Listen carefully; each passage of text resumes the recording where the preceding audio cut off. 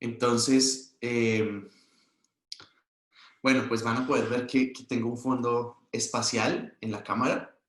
Y esto es básicamente porque vamos a hablar del espacio en general. Entonces, nuestra clase de GPS, vamos a saber cómo funcionan o qué es en realidad el GPS y cómo funcionan los GNSS. Y vamos a aprender por qué generalmente cuando hablamos de GPS estamos cometiendo algo técnicamente incorrecto, o estamos diciendo algo técnicamente incorrecto, pero no quiere decir que sea del todo incorrecto. Entonces, eh, o yo lo definiría como estamos parcialmente cometiendo un error. ¿Bien? Entonces, eh, vamos a hablar sobre varias cosas de los GPS y yo esperaría que al final de este módulo, de esta clase, ustedes tuvieran la capacidad de conocer los GPS y su aplicación en la topografía, que puedan determinar los segmentos de los GPS, es decir, qué tipos de GPS tenemos y qué tipos de GPS podríamos utilizar en la topografía y, o en geomática en realidad, porque hay un tema aquí y es que tuvimos nuestro parcial ayer, que como comentario voy a tratar de tenerle las notas para este viernes, entonces, y la idea es que hagamos un corte de notas hasta el parcial y ya ustedes puedan tener una buena parte de su nota, pero a lo que iba es que nosotros empezamos, esta clase de geomática es como un recorrido en donde empezamos desde lo más básico, que es hablar de cómo recolectamos la información en la topografía básica, entonces hablamos de las diferencias de nivel, eh, después pasamos a planimetría, en donde teníamos coordenadas planas en norte-este, entonces si ustedes se dan cuenta, de alguna manera nosotros podemos combinar ambas cosas y tenemos norte, este y altura, entonces por eso muchas veces vamos a ver coordenadas tridimensionales que son coordenada norte, coordenada este y altura, y entonces ahora vamos a empezar a, una vez ya sabemos cómo es esto de la recolección de datos en alturas, en coordenadas planas, vamos a empezar a utilizar esa información y nos vamos a ir por nuevas tecnologías que nos ayudan a eh, recolectar esos puntos de una manera más o una manera optimizada y esa recolección lo vamos a llevar en la segunda parte o en la tercera parte del curso, que es lo que vamos a ver a partir de el jueves, que recuerden que tienen que tener ArcGIS for Desktop instalado, y si no nos dicen, nosotros les ayudamos, si están estancados en algún paso, les ayudamos. Y entonces vamos a coger todos estos métodos de recolección de información y los vamos a llevar a un software en donde los vamos a poder analizar, ¿sí? Sino que vamos a tener una escala mucho más grande. Y esto, pues fíjense que de alguna manera ya no vamos a hablar de nuestra tablita del laboratorio de planimetría o de nuestras diferencias de alturas dentro de nuestra casa, sino vamos a empezar a analizar escalas mucho más grandes de ciudades, de Bogotá, de cualquier otra ciudad de Colombia o de varios países. Entonces, un poco ahí lo que yo quiero es que veamos con esta clase de GPS cómo, cómo se convierte en una tecnología muy importante para recolectar información. Lo otro que yo quisiera que al final de esta clase ustedes comprendieran un poco es cómo hace su celular, si ustedes van a Google Maps y abren Google Maps y él le muestra la ubicación exacta donde usted está, cómo él hace para ubicarse o tener esa posición donde usted está. ¿Listo? Y conocer algunas consideraciones con respecto a los GPS en cuanto a la distribución espacial, la cantidad de satélites. Al final de esta clase, lo mínimo que usted se debería llevar es saber cuántos satélites necesita para ubicar su coordenada o ubicar su localización de manera correcta. Y por último, vamos a terminar con posibles errores asociados al uso del GPS.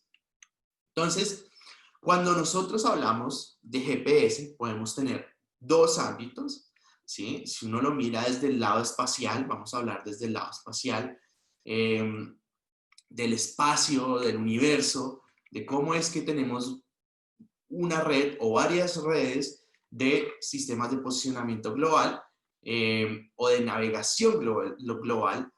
Y tenemos otro ámbito o otra perspectiva que es las herramientas que utilizamos día a día, nuestro celular, los GPS de carro, que poco a poco están siendo un poco más reemplazados de nuevo por los celulares. Entonces, tenemos dos ámbitos desde el lado del sistema como tal y desde el lado del usuario. Vamos a ver esto. Pero antes, yo quisiera preguntarles lo siguiente. ¿Cuándo creen ustedes que fue la última vez que se envió un satélite de GPS al espacio? Y para eso voy a poner esta pequeña encuesta para que la respondan.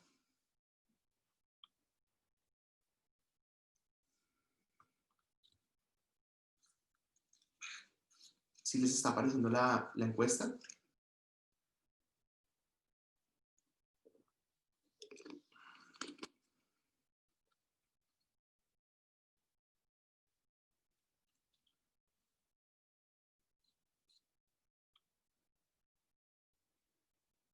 ¿Sí?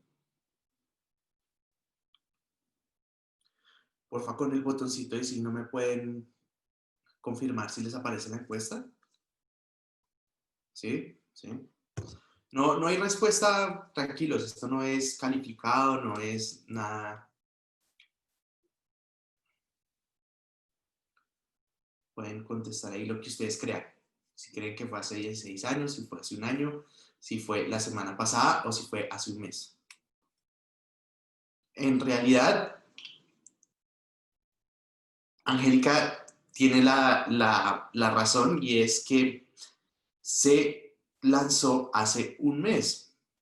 Hace un mes fue, la semana pasada fue cuando se realizó el último lanzamiento de GPS al espacio. Y yo para eso les he traído un pequeño video para que lo veamos. Si lo encuentro, aquí. Voy a cerrar esto. Pero me toca ponerle una cosita acá. Share screen, share computer sound.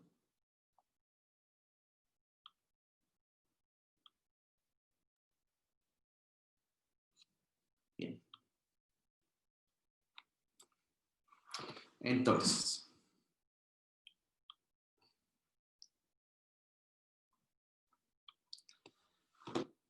y les quiero mostrar, uy, ¿qué pasó? Se me adelantó, 9, 8, 7, 6. Creo que no me está sonando. ¿Escuchan el sonido?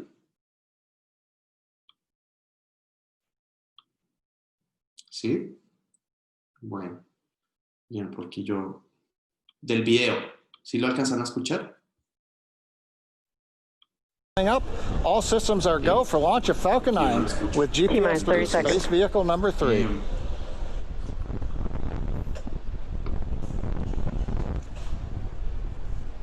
Entonces, vean que acá en esta... T-minus 15 seconds. En este lanzamiento que ocurrió la semana pasada. 10, 9, 8, 7, 6, 5, 4, 3, 2, 1, 0. Ignition. Liftoff. Go Falcon, go GPS.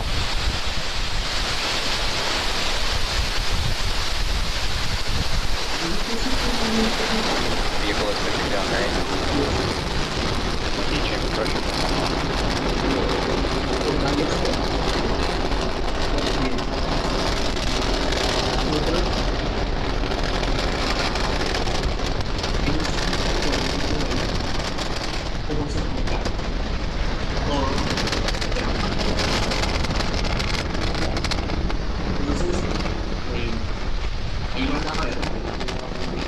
plus 40 seconds. We've heard callouts. And now we're entering the throttle bucket. We're powering down the Merlin engines to relieve the acceleration as we get ready for the period of maximum dynamic pressure. We're in the throttle bucket. Now we're beginning to power back up. We hear the call out exiting throttle bucket. The 9 Merlin 1D engines going back to full power. And we are now supersonic.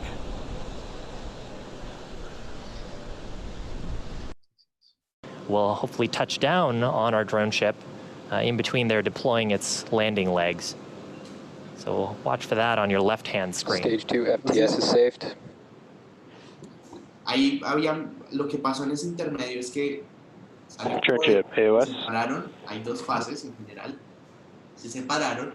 Stage 1 landing burn is starting. Ignition of that center Merlin engine on the first stage. Seco 1. Successful confirmation of shutdown of the Merlin vacuum engine. The guidance engineer is evaluating the orbit of the second stage now. Nominal parking orbit. Nominal parking orbit, Landing that's exactly what we want to deployed. hear. Landing leg deployment looks like right down the center. And Looks stage like 1 a is successful landed. landing. Recovery operators move into I see it first stage, excellent. So that, you know, we first flew Falcon 9 10 years ago, actually this month. Since then, it's completed 88 missions, and now the most flown operational rocket in the United States. This mission completed its first landing, and hopefully we'll have many more to come. The vehicle is now, we're actually going to enter into our first coast phase.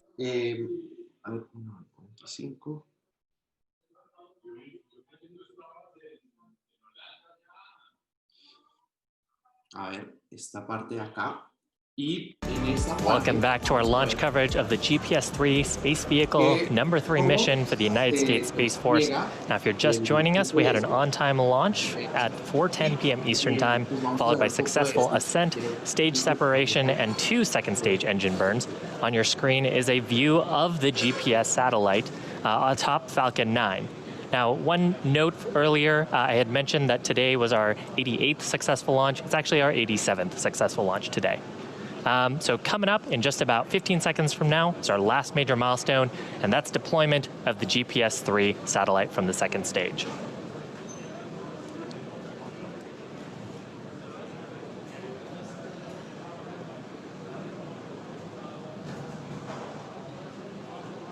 Payload separation confirmed. And successful confirmation of the spacecraft continuing on to perform its mission. From here, the satellite will undergo some activation checks and perform burns to raise into a circular orbit about 20,200 kilometers above the Earth's surface. And with that, that's actually going to complete our primary mission. Now, another note, if you were watching our webcast earlier, we accomplished another recovery objective today, and that is successful securing of both the fairing halves that we jettisoned early on in the mission. So we'll have those for use on a future mission. And that's going to bring our webcast coverage to a close. Listo. Entonces, espero que ahora sí ya me escuchen mejor. Les decía...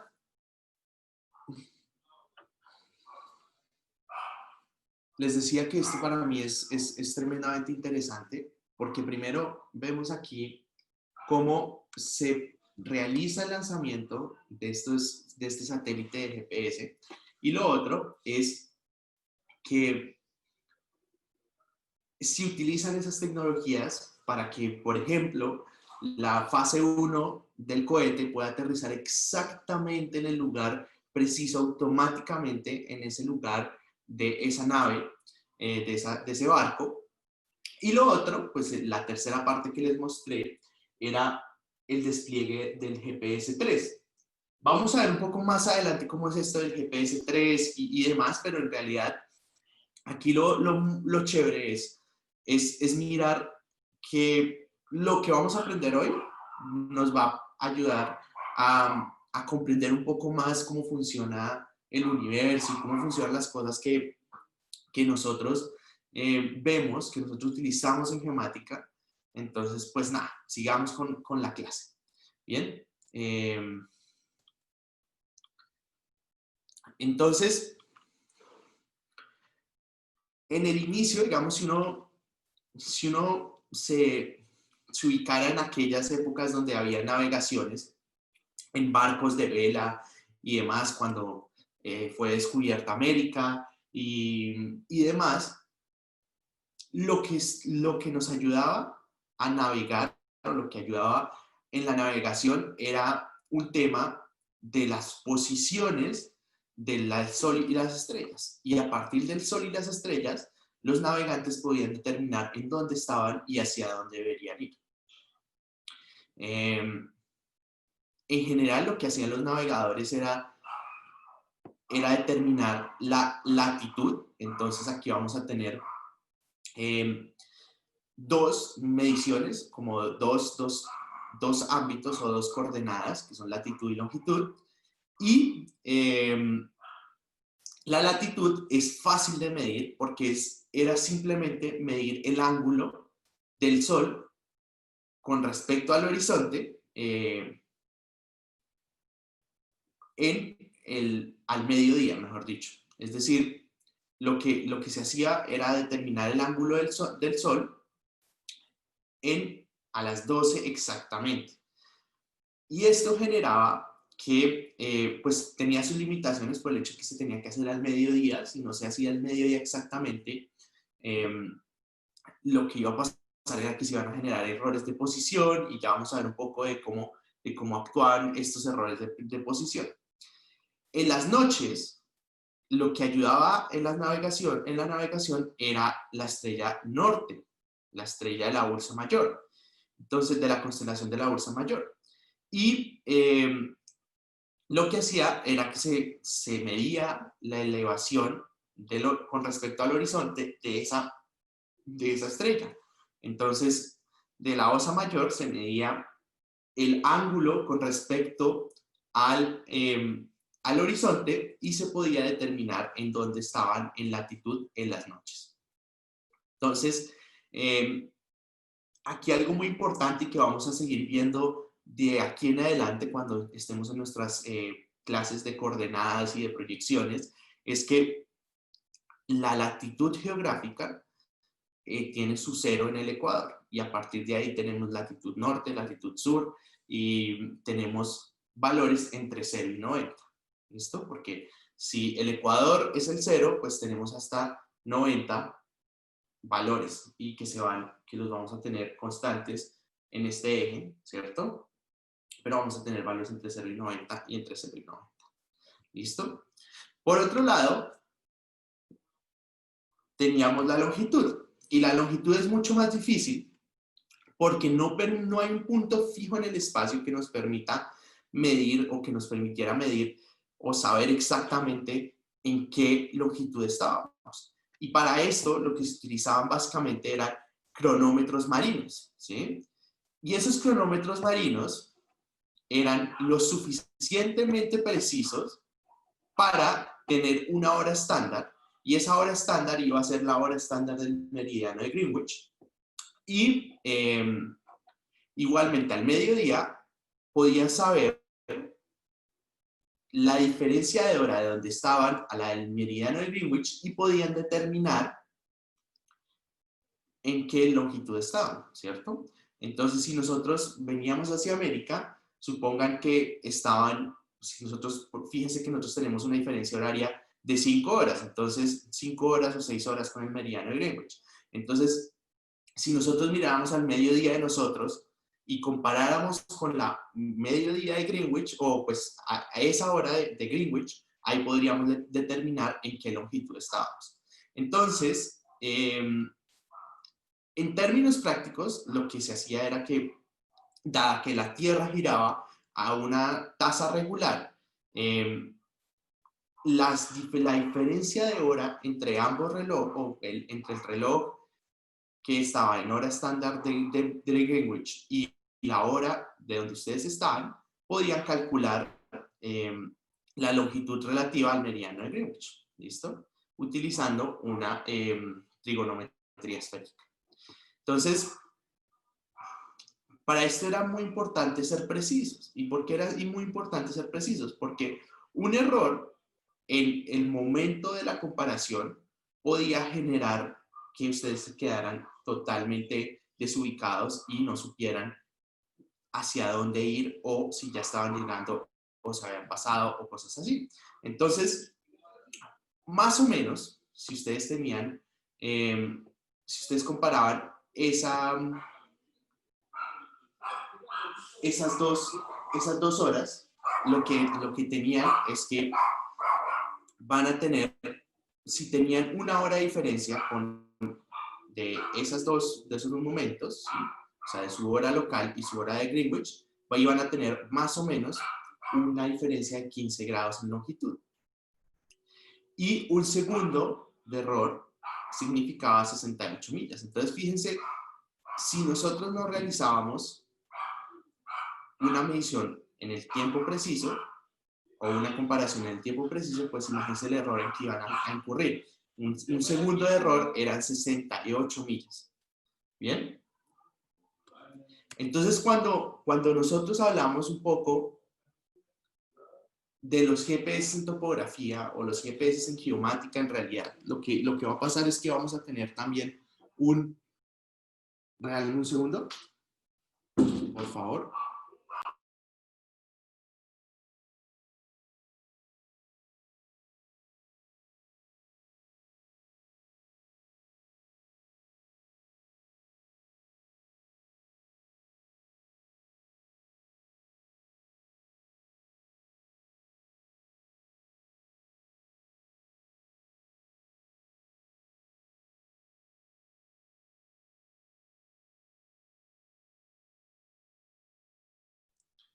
Perdón, hay una interrupción. Entonces les decía,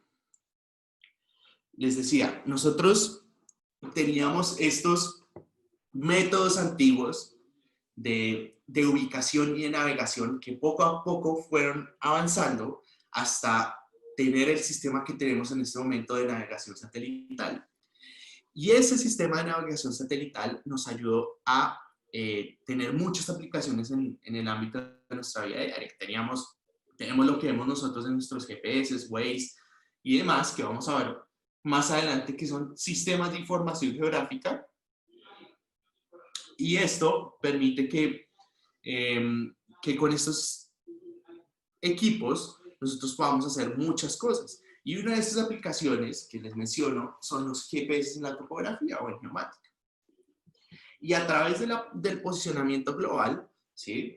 Que la idea fue que empezaron a surgir toda esta carrera espacial y demás, y se empezó a hacer todos los avances con respecto a tener satélites, a generar posicionamiento a través de satélites. Vamos a ver más adelante cómo es que nosotros nos posicionamos utilizando estos satélites, estos sistemas, pero en general, cuando nosotros hablamos de los GPS o el sistema de posicionamiento global en topografía, podemos tener una definición que es un sistema de medición tradicional y tridimensional, que utiliza señales de radio. Y esas señales de radio van a ser importantes porque son las que nos van a permitir tener precisiones de entre 5 milímetros y 20 milímetros, ¿sí? Vamos a poder determinar posiciones muy, muy precisas que nos ayudan a optimizar el tiempo de la recolección de datos. Entonces, en general lo que hacemos es que la topografía, utilizamos estos GPS de alta precisión o utilizamos los GPS de mano para establecer puntos de control. Y vamos a ver en qué casos necesitamos uno y en qué casos terminamos otros. Pero al final lo que queremos es determinar la posición, las coordenadas en 3 dimensiones, X, Y y Z, o latitud, longitud y altura, ¿sí? Depende del sistema coordenado que estemos utilizando, de cualquier objeto, persona o lugar o mojón o punto en el espacio no en el espacio del universo, el espacio sideral, sino el espacio físico que tenemos aquí y que estamos levantando. Entonces, básicamente los GPS nos van a brindar puntos que nosotros podemos ir recolectando en muy poco tiempo con alta precisión y que nos dan coordenadas X, Y y Z. Esas coordenadas X, Y y Z son muy importantes porque casi que resumen lo que nosotros habíamos hecho en toda la parte de planimetría. Y entonces, cuando nosotros vemos los equipos que hay en general de GPS de alta precisión, podemos ver los siguientes. Podemos ver equipos de GPS de mano, ¿cierto? Que tienen precisiones a veces un poquito mejores que su celular, pero su celular también serviría como un GPS para coger coordenadas. Yo en general lo que hago es que tengo una aplicación, mi teléfono es Android, pero en general lo que yo hago es tener una aplicación que se llama Android TS, y ese Android TS me dice la coordenada exacta donde yo estoy, que estoy tratando de medir, y me va a decir cuántos satélites estoy capturando con mi celular. Y al final estos equipos van a hacer lo mismo, siempre van a buscar unos satélites y van a buscar o corregir su posición o obtener su posición con respecto al número de satélites que hay en ese momento encima de ustedes. Entonces, tenemos muchísimos usos del GPS en realidad. Tenemos usos en lo que nosotros conoceríamos como nuestra vida diaria, o tenemos usos que van mucho más enfocados a lo que nosotros querríamos hacer en geomática. Y parte porque yo me enfoco tanto en mostrarles como esto de los mapas y el GPS es porque más adelante, vamos a ver en nuestras clases del jueves, viernes, que vamos a tener unas sesiones donde vamos a realizar mapas. Y todo esto de geomática, todos los sistemas de información geográfica, se van a resumir a hacer mapas en computador. Entonces, me gusta mucho poner este tipo de figuras porque es una de las aplicaciones del GPS y algo que nos va a concernir a nosotros más adelante. Lo otro es que nosotros podemos aplicar los GPS en otras cosas, en otros ámbitos. Si nosotros queremos levantar o georreferenciar algunos elementos en el espacio, vamos a ver que vamos a poder realizar modelos de terreno también, porque el GPS nos permite obtener coordenadas en X, Y y en Z en una menor precisión, porque de nuevo, cuando veamos cuántos satélites se necesitan para ubicarse, vamos a ver la limitación de este en términos de alturas. No quiere decir que sea inservible, pero no va a ser la precisión que nosotros obtendríamos haciendo un levantamiento con estación total o con nivel. ¿Listo? Entonces, el GPS les permite a ustedes tomar, fíjense que si yo abro mi aplicación de GPS del celular, él en instantes me va a dar la ubicación, y adicionalmente van a ver que si ustedes lo tienen conectado al Wi-Fi de su casa o al internet de su casa, van a poder ver que genera una corrección muy rápida. Entonces, esos GPS permiten dar una posición en un tiempo muy pequeño, y entonces esa posición es la que nos va a permitir hacer grandes levantamientos en un tiempo optimizado, porque yo hoy empiezo a tomar un punto, lo dejo 10 segundos, después paso, lo dejo otros 10 segundos y voy tomando así puntos y puntos y puntos y puntos a lo largo de nuestra área de interés. ¿Listo? Entonces, quisiera preguntarles si tienen alguna duda hasta el momento. Con el botoncito de sí, si entendieron todo lo que hemos hablado hasta el momento, o si no, si quieren que repita algo de lo que hemos hablado.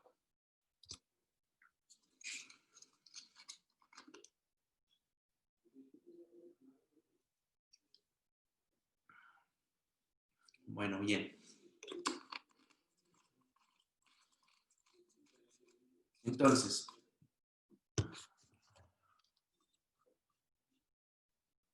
Súper. Entonces, nosotros tenemos, en general, cuando hablamos de GPS, debemos saber que cuando hablamos de GPS hacemos referencia a un sistema, pero que el conjunto de sistemas de navegación satelital lo deberíamos llamar como GNSS, que es el Global Navigation Satellite Systems. Y todos estos sistemas incluyen varios de los que vamos a ver de aquí en adelante, pero en general nosotros cometemos la imprecisión de decir, no, es que el GPS, pero el GPS es solo un sistema. Hay muchos sistemas en el espacio que nos permiten obtener nuestra ubicación en la Tierra. Entonces, de aquí en adelante, cuando hablemos de GNSS, vamos a hablar de todos los sistemas que componen la navegación satelital. ¿Listo? Y un sistema de posicionamiento, un sistema de navegación satelital, está principalmente conformado por 3 segmentos. Un componente espacial, del espacio, del universo, allá afuera de la atmósfera, a una distancia específica, en una órbita, ¿sí? Está asociado a un componente de terreno y está asociado a un componente de usuario. En primer lugar, cuando hablamos de un componente espacial, funciona a través de señales que proporciona el sistema de navegación. En este caso vamos a empezar a hablar un poco del Navstar GPS, que ese es el primero, el americano, el sistema de Navstar GPS, que es un conjunto de 33 satélites del Departamento de Defensa / Fuerza Aérea de Estados Unidos, o Fuerza Espacial, en realidad, Fuerza Espacial de Estados Unidos, que están ubicados alrededor de la Tierra a una altura más o menos de 22.000 kilómetros. Y fíjense que, como les decía, este es como el hecho de que nosotros le llamemos GPS a todo lo relacionado con el posicionamiento satelital es porque este fue el primer sistema de navegación satelital. En realidad, y fue el sistema conformado por varios satélites, pero no quiere decir que fue la primera aproximación a obtener un sistema de navegación satelital. Había un sistema previo que en general era utilizado por el ejército estadounidense, ¿sí? Que fue el primero que se implementó. Entonces,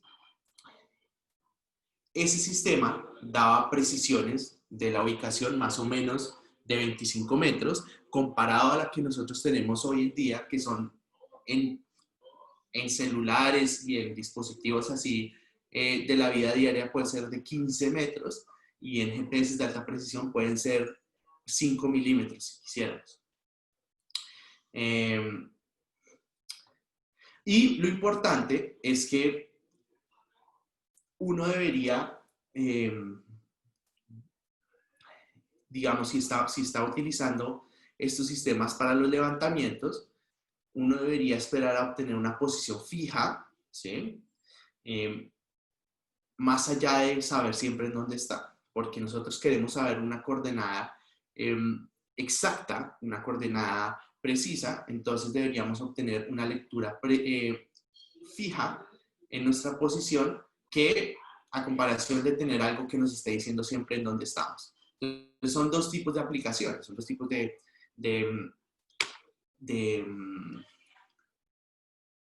levantamientos que queríamos, o dos tipos de posiciones que queremos obtener.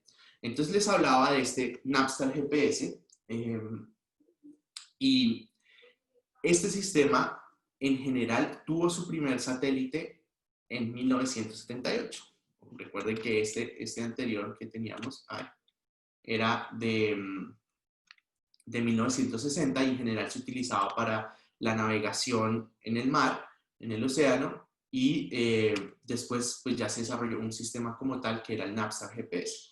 Entonces, empezó en 1978 y en el 93 ya tenía su satélite número 24, ¿sí? Que completaba de alguna manera ese primera fase de tener una red muy densa de satélites a lo largo o alrededor de la Tierra. Y algo muy importante es que hubo una segunda fase donde se ampliaron a 33 y ahorita estamos en un proceso como de renovación. Entonces, el video que vimos al principio es un tema de que se empiezan a renovar los satélites y se empiezan a generar compatibilidades entre varios sistemas para que los satélites se puedan hablar entre ellos, se puedan hablar entre las estaciones que vamos a tener en la Tierra y puedan corregir algunos defectos y nos permitan desarrollar de alguna manera mejor los sistemas de posicionamiento global. Entonces, les decía que en este momento nosotros tenemos 33 satélites en órbitas alrededor de la Tierra de 12 horas, es decir, que cada satélite debería orbitar la Tierra en más o menos 2 veces por el día. Entonces, debería dar 2 vueltas a la Tierra en el día. Y generalmente vamos a tener de 4 a 8 satélites disponibles a más de 15 grados con respecto a la línea del horizonte. Y eso es muy importante porque nos va a ayudar a determinar una correcta posición de lo que estemos tratando de levantar. Y pues el tema con estos sistemas satelitales es que siempre nos van a poder dar posiciones en cualquier lado del mundo en cualquier momento. Es decir, siempre están emitiendo señales, siempre están emitiendo información y cualquier dispositivo que trate de adquirir esa posición, pues entonces va a poder hacerlo en cualquier momento del día. Pero entonces, si los americanos desarrollaron un sistema de posicionamiento global y todo esto, si se fijan en fechas, venía de la Guerra Fría y entonces la Guerra Fría era la carrera espacial y la carrera espacial era todo este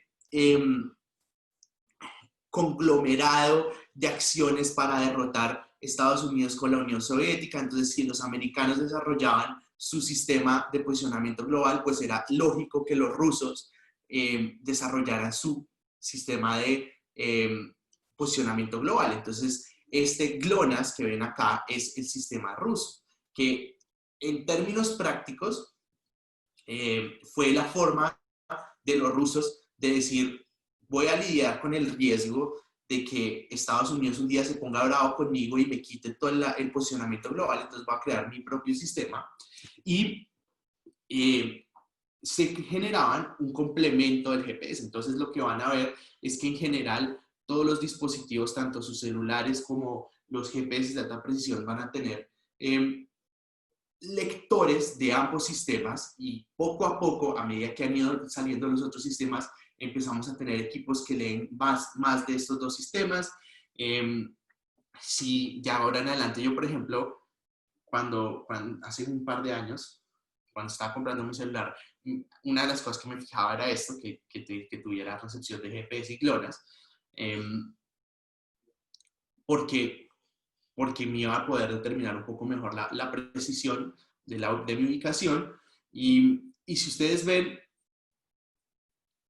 en general, con GLONASS, vamos a tener entre 14 y 20 satélites siempre disponibles. Entonces, hubo acuerdos como para que este fuera un sistema complemento al GPS, pero que no fuera, digamos, excluyente. Es decir, o se trabajaba con GPS o se trabajaba con GLONASS, sino se generaba un sistema completo entre ambos que permitiera tener entre 14 y 20 satélites siempre disponibles, y eso es lo que tenemos en este momento. Es decir, si ustedes van y miran un poco la aplicación, que más tarde puedo mostrarles, vamos a tener entre 14 y 20 satélites disponibles, y a partir de esos satélites es que se determina la posición. Pero entonces, ¿qué pasó?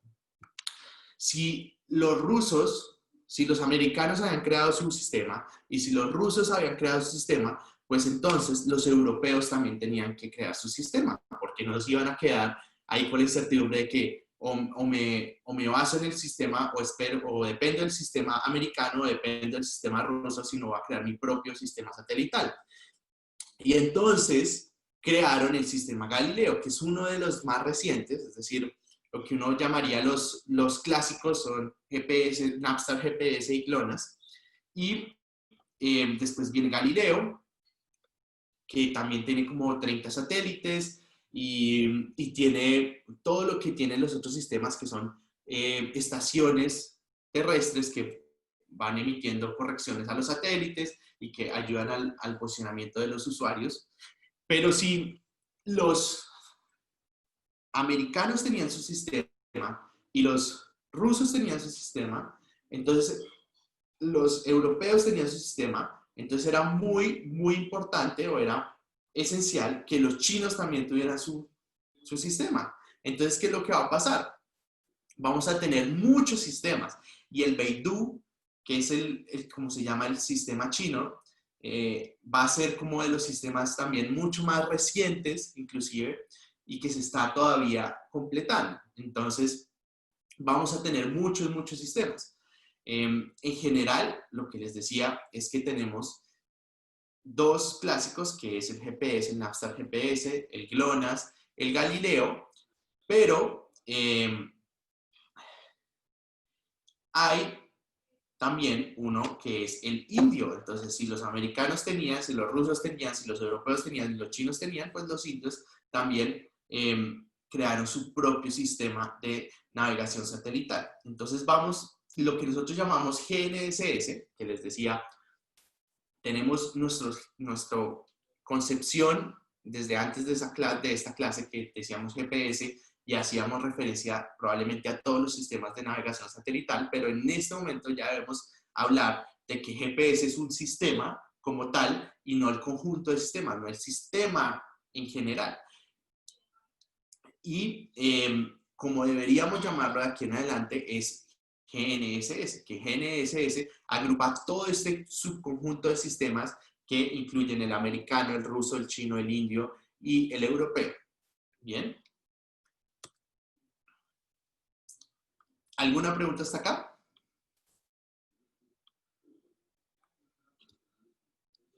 ¿No? Bueno, bien. Entonces, si nosotros miráramos desde nuestro componente espacial, es decir, lo que nosotros, si nos estuviéramos en un cohete como el que salió hace un par de semanas, hace un mes más o menos, con 2 astronautas hasta la Estación Espacial Internacional, veríamos todos estos satélites y todos estos sistemas alrededor de la Tierra, y ese sería nuestro componente espacial, ¿sí? Pero, como les decía, tenemos otros componentes asociados al uso o asociados a los sistemas de posicionamiento de navegación global. Y en terreno vamos a tener estaciones terrestres que están distribuidas estratégicamente en todo el mundo, que lo que hacen es irle enviando correcciones a los satélites de tal manera que se pueda ir corrigiendo la posición y se puedan ir corrigiendo los relojes. Porque vamos a ver que los satélites y en estos sistemas de navegación satelital son muy, muy importantes. Todos tienen sistemas de relojes que van a permitir determinar la posición donde ustedes estén. Entonces, tenemos estaciones terrestres que están enviando constantemente información a los satélites para generar correcciones. ¿Listo? Y tenemos usuarios, pero antes en terreno también, pues no solo tenemos estas estaciones terrestres que son como asociadas a los sistemas, sino que nosotros cuando realizamos los levantamientos creamos de alguna manera una base para nuestro levantamiento. Entonces, generalmente lo que vamos a tener es en un punto un GPS armado, como muestra en esta imagen, y esa base que está armada está corrigiendo, está recibiendo de los satélites y está corrigiendo a los GPS que nosotros estemos utilizando para tomar puntos. Entonces, vamos a tener una propia base que está teniendo que está recibiendo la información de los satélites, y esos satélites a su vez están recibiendo información de las otras bases terrestres para corregirse el sistema como tal, y nosotros estamos recibiendo una información de coordenadas tanto en esta base como en el equipo. Siempre vamos a tener una caja de GPS, incluye 2 GPS de alta precisión como los que ven en esta figura aquí, ¿sí? Vamos a tener uno que se deja siempre como base, se establece una base, un punto fijo, y entonces él lo que hace es que dice, yo tengo estas coordenadas fijas y voy a empezar a transmitirle por medio de radio, ondas de radio, a el otro GPS, igualito a este, pero que ya no está en un trípode, sino está en un bastón. Entonces más o menos lo que tendríamos es algo como esto que está aquí a la izquierda, pero no con el prisma. Esto es el prisma que utilizamos en las estaciones totales, no con este, sino con un disco de estos que parecen lo que nosotros veríamos de marcianos, ¿sí? Entonces,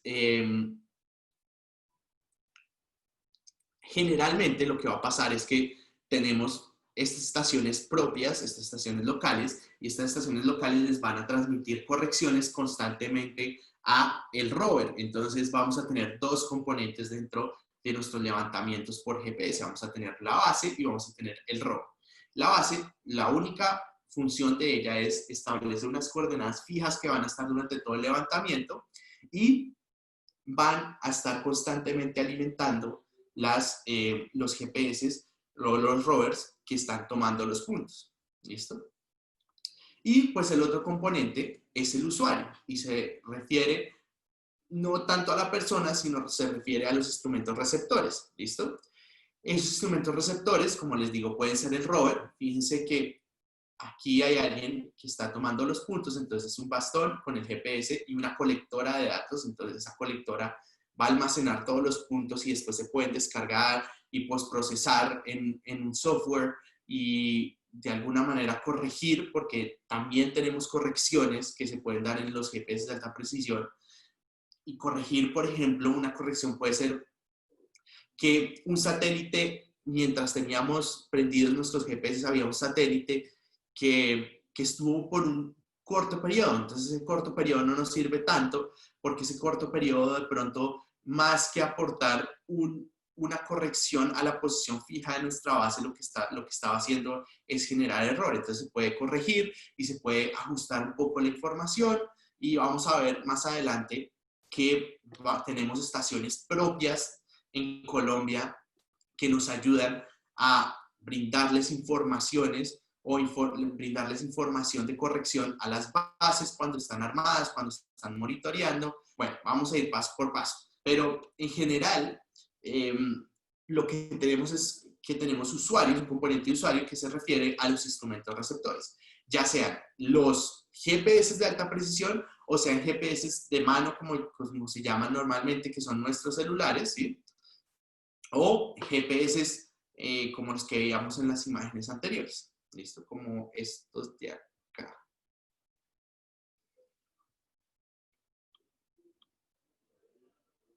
Aquí. ¿Listo?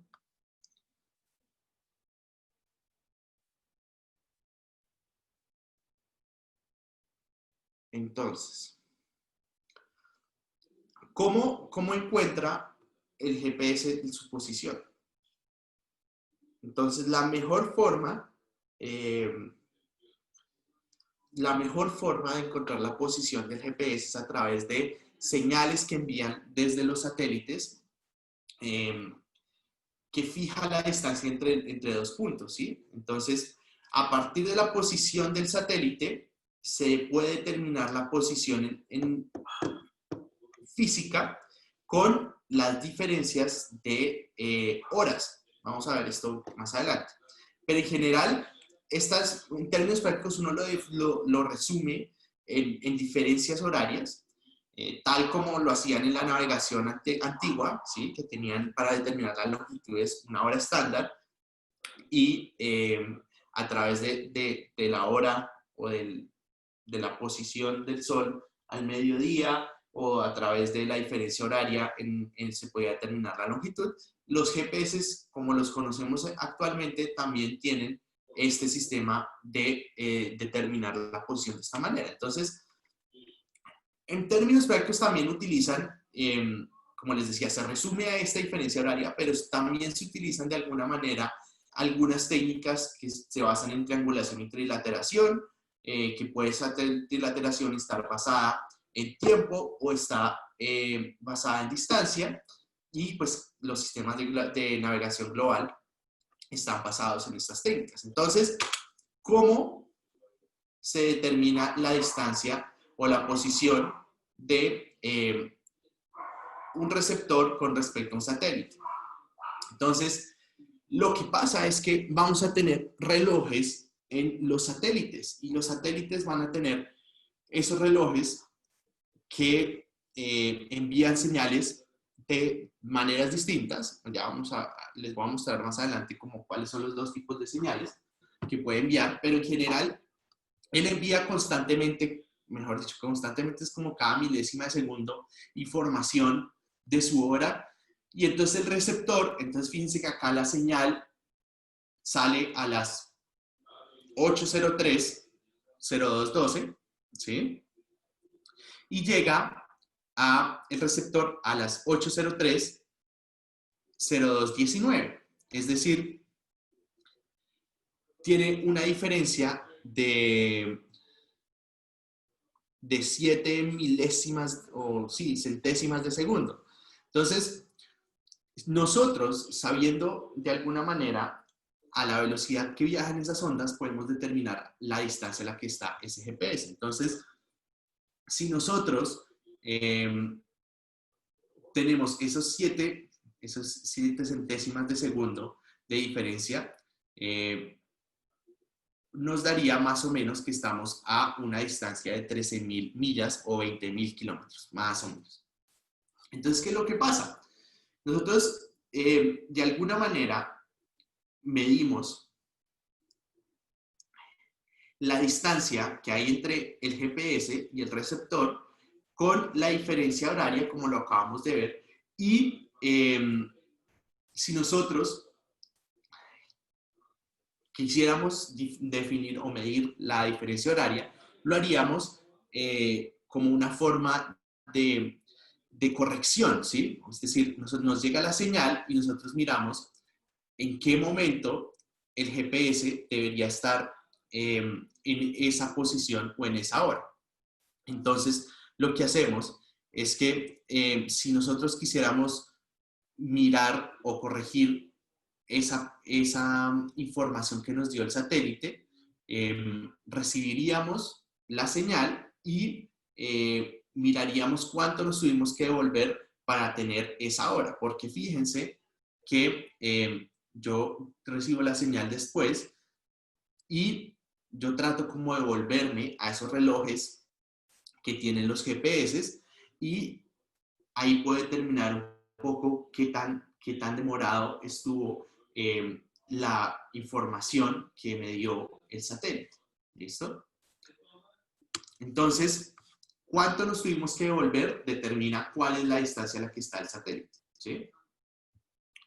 Entonces, lo que hacemos es que de alguna manera se comparan códigos, ¿cierto? Y esos códigos están en dos bandas que generalmente llamamos bandas L1 y L2, ¿sí? Y esas bandas L1 y L2 permiten de alguna manera que los receptores las procesen y puedan determinar la posición, la distancia, ¿listo? Y si nosotros miramos, entonces nosotros decimos, listo. Entonces yo tengo mi Tierra, ¿sí? Estoy en la Tierra y estoy con un receptor y digo, listo, quiero recibir la señal de un satélite. Entonces un satélite me da la diferencia de hora y yo puedo determinar a qué distancia está el satélite, ¿listo? Entonces, con la relación de códigos de ambas bandas que les digo, pueden ustedes determinar a qué distancia están de los satélites. Entonces, si ustedes están a cierta distancia de los satélites, fíjense que ustedes podrían de alguna manera establecer un círculo, ¿sí? Esa distancia se convertiría como en su radio y podrían determinar un círculo que cuando se intersecta con la Tierra, les podría dar varias posiciones. Entonces, fíjense que si lo viéramos desde un plano bidimensional, lo que veríamos es que tenemos dos posiciones. Tenemos una posición acá y otra posición acá. ¿Listo? Ahora, esto no nos sirve porque no nos está determinando realmente la ubicación donde estamos. Entonces, incluimos un segundo satélite. Entonces, miren lo que pasa cuando incluimos un segundo satélite. De alguna manera, ya sabemos una posición en común sobre la Tierra, pero también tenemos un error de una posición afuera de la Tierra y en el espacio. Entonces, no podríamos todavía determinar cuál es nuestra posición. Ahora, imagínense donde pusiéramos un tercer satélite. Entonces, si nosotros quisiéramos saber en una posición bidimensional en qué parte estaríamos si quisiéramos saber en XY en dónde estamos, lo podemos hacer con 3 satélites, ¿sí? Podemos saber latitud y longitud con 3 satélites, porque fíjense que entonces ese punto que estaba antes por acá, que era en el espacio, el tercer satélite va y lo corrige y dice, no, es que usted no puede estar en este punto porque según mi posición, este punto pues no es donde se intersectan las 3 señales o las tres señales que estoy recibiendo. Entonces, este punto va a ser el punto en común donde yo puedo determinar en X, Y o en latitud y longitud esas coordenadas. Pero ¿qué pasa? Ya sabemos dónde estamos en términos planos, es decir, en X, Y o en latitud y longitud, ¿sí?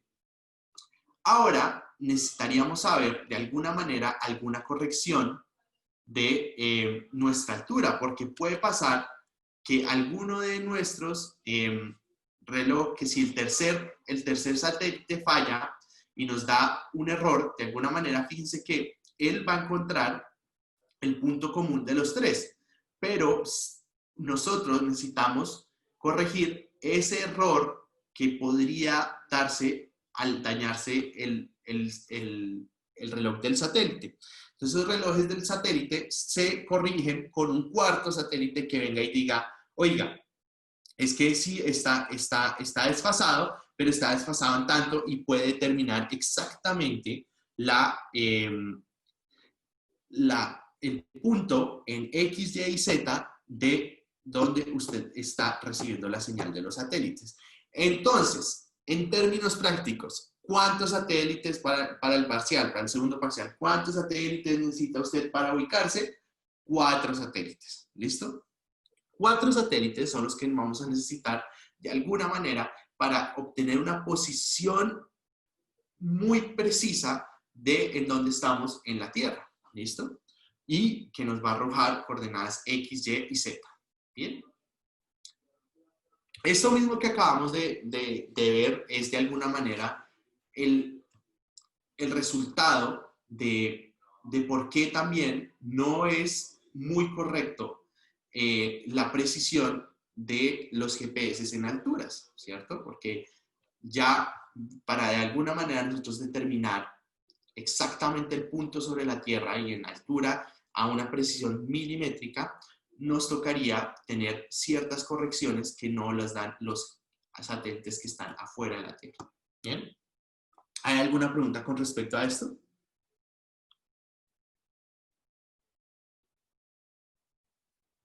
¿No?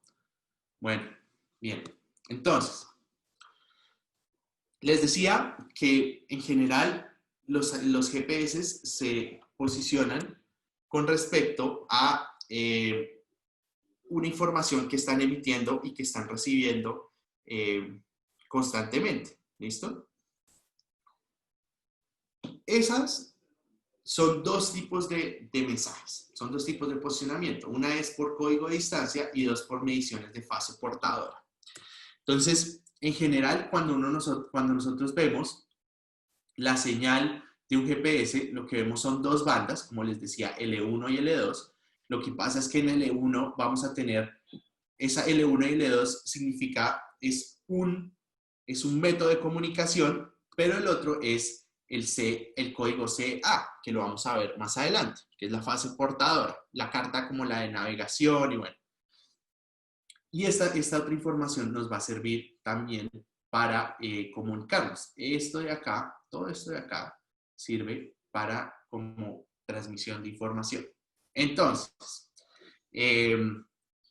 no voy a detallar mucho en esto porque esto es un tema de ondas y demás, pues que no viene al caso, pero solo como para que lo sepan en general. Entonces tenemos un método de posición de código de distancia, en donde ese método de posicionamiento de código de distancia es la forma más simple del posicionamiento global, pero no es la que nos permite altas precisiones. Entonces, básicamente lo que hace es determinar la distancia a cada satélite, la distancia de cada satélite con respecto a un receptor, con el tiempo que toma al código SEA viajar desde el satélite hasta el receptor, es decir, lo que hemos visto anteriormente. ¿Listo? ¿Cuál es la limitación de este proceso? Y es que tenemos un proceso unidireccional. Los satélites transmiten esta información al receptor y el receptor no está de alguna manera recibiendo corrección de otro punto. Entonces, si nosotros abriéramos nuestra aplicación del GPS en este momento y tratáramos de buscar nuestra posición, entonces lo que veríamos sería cómo nosotros recibimos las señales de los satélites, pero no estamos recibiendo correcciones de nada. Y por otro lado, está la fase portadora, la medición de la fase portadora.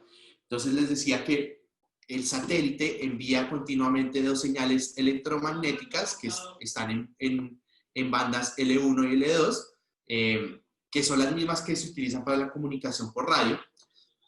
Entonces,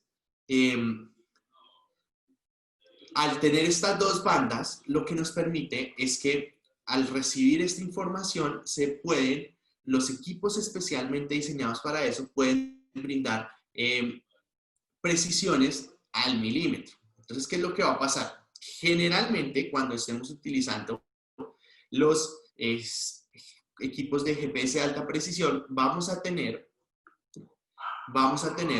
precisiones en XY, en norte-este, ¿sí? De más o menos 1 milímetro. ¿Listo? 1 milímetro. En altura van a ser al centímetro. ¿Listo? Para que lo tengan en cuenta. La precisión del GPS en plano o en coordenadas planas, XY, es al milímetro y en alturas va a ser al centímetro. Y entonces vamos a tener de igual manera ciertos errores asociados al uso de los GPS que nosotros podemos mitigarlos de alguna manera. Entonces vamos a tener retrasos debido a la ionosfera y la troposfera, errores en los relojes del satélite, errores en la órbita del satélite, una técnica que se utilizaba antes que era de la disponibilidad selectiva, la geometría de la posición de los satélites, las trayectorias múltiples y las antenas. Entonces, si nosotros tenemos malas condiciones digamos, unas condiciones no aptas para la transmisión de la onda o la transmisión de los códigos, pueden hacer que la señal del GPS o la señal del satélite se retrase generando un promedio, un error de 10 metros. ¿Sí? Sin embargo, dependiendo de la elevación del satélite, cuando se generan estas condiciones adversas, se puede llegar a tener un error de 150 metros. Entonces, lo que yo les decía es muy importante que nosotros nos aseguremos, si estamos realizando nuestros levantamientos con GPS de alta precisión, es que aquellos satélites que nos sirvieron para levantar la información estuviesen un tiempo prolongado suficiente para brindarnos una posición confiable. Porque puede pasar lo que les decía, que hubiese estado 2 minutos si realizamos un levantamiento que duró todo el día o 8 horas y nuestra base estuvo ahí conectada 8 horas, nosotros de alguna manera quisiéramos que todos los satélites que transitaban por ahí estuviesen por un tiempo mínimo que nos permitiera tener seguridad en la posición que nos están dando. Entonces, eso lo podemos corregir ya en un postprocesamiento. Por otro lado, tenemos errores en los relojes del satélite o del receptor. Entonces, del receptor. Entonces, ¿qué es lo que pasa? Nosotros tenemos unos relojes que enviamos en un satélite al espacio y asumimos de que esos relojes son relojes atómicos, son relojes muy, muy precisos y que en general no deberían dañarse, pero muchas veces ustedes han visto todas las noticias de lo que pasa en el espacio, de que a veces se dañan, de que a veces no responden. Entonces, simplemente, nosotros debemos de alguna manera o mitigar ese efecto de que haya un error en el reloj del satélite, porque si hay un error en el reloj del satélite, pues el error de nosotros en la posición va a ser grande. Entonces, lo que hacemos es que de alguna manera con esas estaciones terrestres les estamos dando un feedback al satélite diciéndole como corrigiendo, o bueno, no tanto corrigiendo, sino dándole un feedback a la señal con respecto a su posición, si está bien o si no está bien. ¿Listo? Por otro lado, puede que pasen o que ocurran errores en las órbitas del satélite. Esos errores, como les digo, esos datos de las órbitas son actualizados constantemente, cada 2 horas, y generalmente se tiene como se analiza la órbita en que están girando o en las que están los satélites y que permitirían de alguna manera hacer un track de cómo se están moviendo los satélites y si en algún momento presenta una variación. Si en algún momento genera una variación, pues entonces vamos a incurrir en un error, ¿sí? La disponibilidad selectiva era algo que se utilizaba antes, que para aquellos que les gustan las teorías conspirativas o los conspiradores de todo este tema de Estados Unidos y demás, pues este tema les va a gustar, porque era lo que generalmente decían que hacía Estados Unidos, que era un error a propósito, y ese error a propósito es que como vieron el potencial de este sistema, en general dijeron, bueno, este sistema puede ser muy poderoso y lo pueden inclusive utilizar en contra de nosotros. Entonces es muy preciso. Entonces nosotros deberíamos poder de alguna manera, como todo el mundo depende de nuestro sistema, nosotros deberíamos poder de alguna manera generar un pequeño desfase y que ya no les dé precisiones tan cercanas como las de 10 metros, sino que pasaran a ser de 100 metros. Entonces, pues esto no era del todo santo, entonces esto fue deshabilitado totalmente en el 2 de mayo del 2000, porque pues no tenía sentido de que ejercieran un control sobre pues algo que ya era casi que global. ¿Listo? Entonces, pero pues para que lo sepan que se utilizaba eso. Entonces, ¿qué es lo que pasa? Yo lo que esperaría que nos lleváramos de esta clase es, como en general, saber de que los GPS se ubican con respecto a señales que envían en diferentes bandas, que esas bandas contienen información de la hora y que la hora es la que permite saber la distancia, que con 4 satélites nos ubicamos totalmente en la Tierra, y pues que muchas de las cosas que tenemos diariamente están basadas en este posicionamiento global, que hay varios sistemas de posicionamiento global. Y lo más importante es que, fíjense, estos avances, de lo que vimos en el video al principio, es que ya estamos teniendo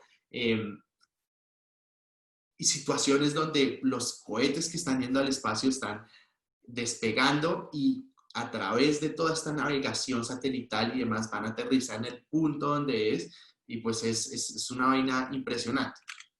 Entonces, otro de los errores que queda por hablar es la geometría de la posición de los satélites. Nosotros, de alguna manera, esperaríamos o tenemos asociados que la posición y la geometría en cómo están distribuidos los satélites en el espacio nos den una buena posición.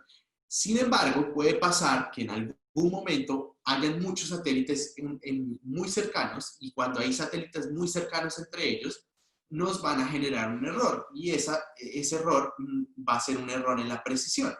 Entonces, idealmente, nosotros esperaríamos que los satélites estén más distribuidos o más espaciados entre ellos, porque lo que va a pasar es que vamos a tener, cuando están muy juntos, casi que no vamos a poder tener una posición tan precisa, dado que pueden que emitan casi que la misma información. Entonces, fíjense que esto es un proceso de que yo recibo información de uno y después corrijo con el otro, con la información que me da el otro, y así voy como haciendo la triangulación y la trilateración de estas informaciones o de esta información, y puedo determinar la posición en el espacio.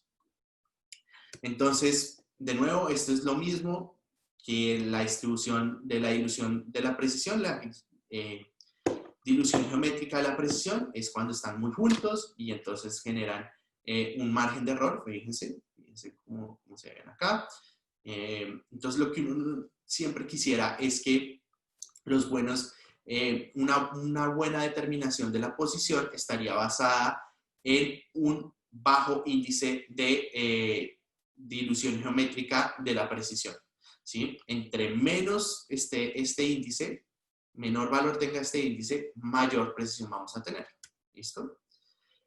Otro error asociado es las trayectorias múltiples. Y esta quiere decir que las señales en general pueden rebotar en muchas cosas. Entonces, no solo puede tener que, donde haya montañas, donde haya árboles, vayamos a tener una señal no tan buena, y es por el hecho de que la señal rebota en muchas partes y eso nos genera errores en nuestra posición. ¿Qué es lo que nos pasaría en este momento si nosotros tratáramos de abrir el GPS, ¿sí? Sin estar conectados al internet? Entonces yo, de alguna manera, quiero ver si les puedo mostrar.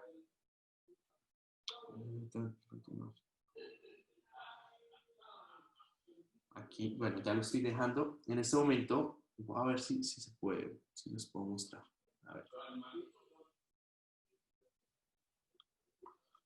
A ver si aquí alcanzan a ver. Fíjense, aquí en esta pantalla están todos los GPS que está cogiendo mi celular en este momento. Y entonces fíjense que tienen varias banderitas.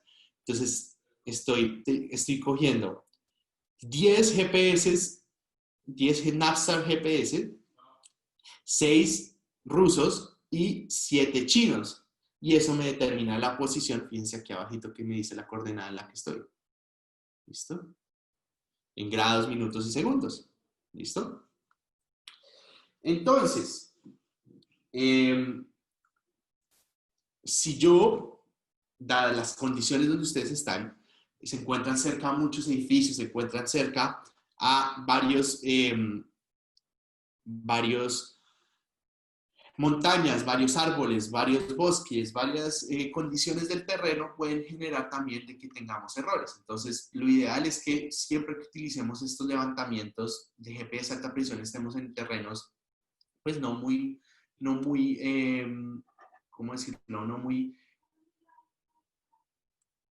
muy dotados de estos elementos que nos podrían generar errores como montañas, árboles y demás, sino que sea un terreno más o menos despejado y cosas así. ¿Listo? Bueno, aquí esta cámara. Bien. Entonces, algunos de los GPS de alta precisión son montados sobre trípodes. Como les decía, siempre vamos a tener antenas.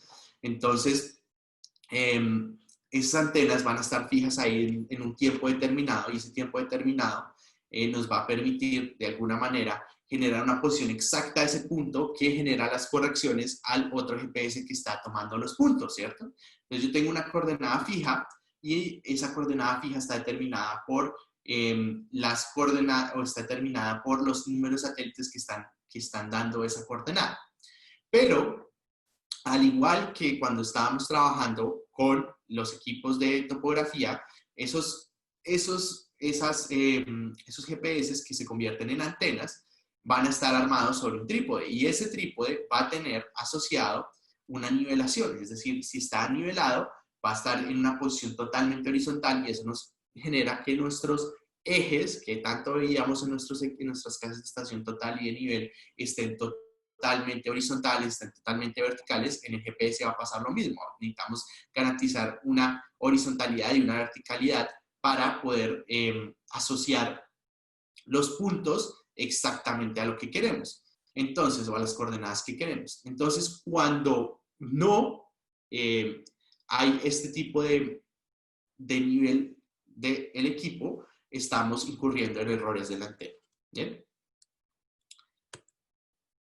Entonces, cuando nosotros hablamos de GPS y de equipos diferentes, al GPS de alta precisión podemos ver varios tipos. Por un lado está el GPS de alta precisión, que lo vamos a ver un poco más en detalle, pero en general, si nosotros tenemos nuestro celular, lo que les decía es que tenemos una precisión alrededor de 10-15 metros y podemos utilizarlo para mediciones. Es decir, si yo con esta aplicación que les estaba mostrando, que me estaba mostrando cuántos satélites yo tenía, yo podría determinar, hacer unas mediciones de polígonos, de áreas y demás, y esas coordenadas que yo voy levantando, entonces me permiten de alguna manera, si las pongo en un software o empiezo a calcular diferencias de alturas, diferencias de coordenadas XY, y puedo saber distancias, áreas y demás.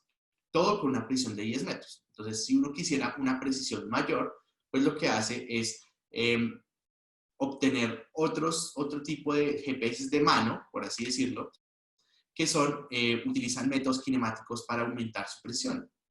¿Listo? Y estos, pues, en vez de tener errores de 10 metros, lo que hace es que pueden medir precisiones, o pueden medir puntos a una precisión asociada de 1 metro, ¿sí?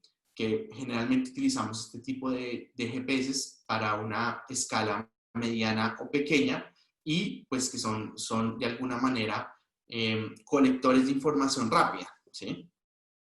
Pero lo mejor que nosotros podemos utilizar para levantamiento de datos con GPS en campo y para lo que nosotros llamaríamos dentro de la topografía / geomática, porque acuérdense que esta parte de GPS es como el punto donde empezamos a dejar la topografía, pero empezamos a entrar a lo que nosotros llamaríamos mapas a computador.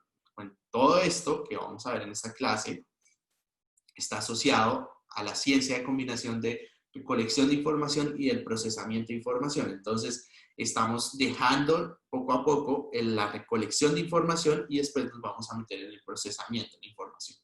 Entonces, nosotros, para lo que queremos hacer en geomática, deberíamos utilizar equipos de alta presión geodésica de frecuencia dual. Perdón. Entonces, esas frecuencias duales aumentan la presión, puesto que hay redundancia, y podemos recibir hasta informaciones de 12 satélites al mismo tiempo. Y esto nos permite tener mediciones muy, muy, muy precisas, que, como les decía, puede tener precisiones milimétricas en XY y en alturas centimétricas. ¿Listo? Y es un sistema muy rápido. ¿Por qué? Porque fíjense que yo tengo aquí una persona que está de alguna manera clavando o poniendo el punto, asumiendo el mojón en el punto. Hay otra persona que está tomando las coordenadas, y entonces ese proceso que él está haciendo, el que está parado, el proceso que él está haciendo demora más o menos 10-15 segundos. Eso es lo que demora tomar un punto con el GPS de alta presión. Yo lo pongo ahí, lo ubico que esté nivelado, que me esté dando, garantizo que esté horizontal, tomo el punto por 10 segundos, las coordenadas de los puntos. Entonces lo que hace es que este rover viene y se comunica con esta base que está por aquí armada y recibe las correcciones de las coordenadas que él también se comunica con los satélites, ¿no? Y entonces los satélites, de acuerdo a la información que le están dando los satélites, él dice, yo debería estar en X posición. Y entonces él después viene y corrige con la otra base, ¿cierto? Y le dice, y la base le dice, básicamente lo que le dice es, vea, yo estoy en esta coordenada y según la posición a la distancia en la que usted está, con respecto a mí, usted debería estar en esta coordenada. Y entonces él mira la coordenada que está recibiendo los satélites y dice, oh no, tengo una diferencia, entonces voy a corregir con respecto a la antena que está armada, porque yo confío en que las coordenadas de esta antena van a ser las que realmente importan. Entonces, él determina las coordenadas de su punto a partir de esta corrección, de la información que reciben los satélites y de la corrección que recibe de la antena. ¿Qué pasa? Que hay veces, pues vamos a tener limitaciones en que hay puntos donde la antena no va a poder corregir de la misma manera porque por algunas condiciones del terreno. Entonces, la corrección, pues no puede ser, la posición no puede ser basada únicamente en la corrección con respecto a la antena, porque muchas veces vamos a tener que tomar puntos en donde no fue posible la corrección. ¿Listo?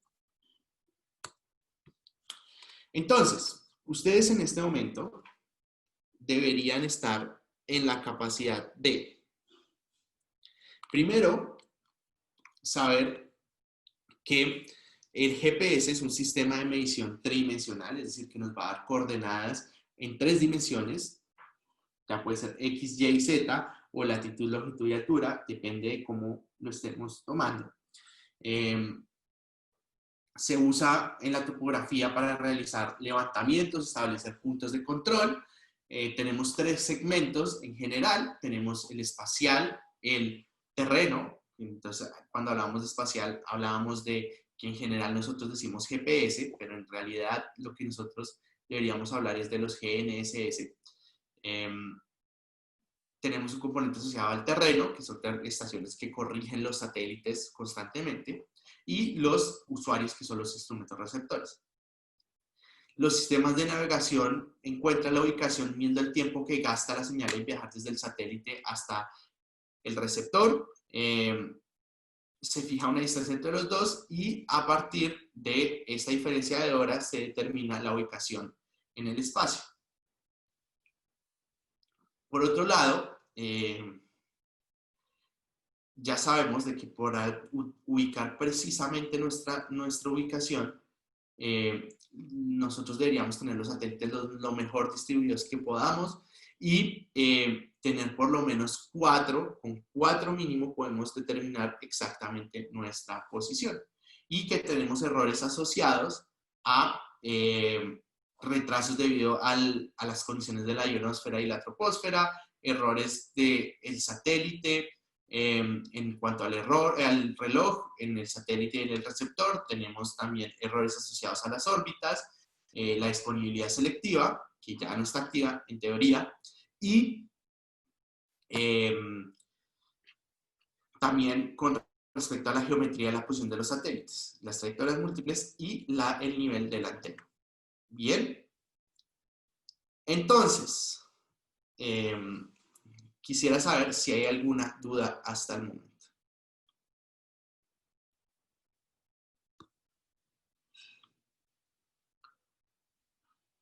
¿No? Bueno.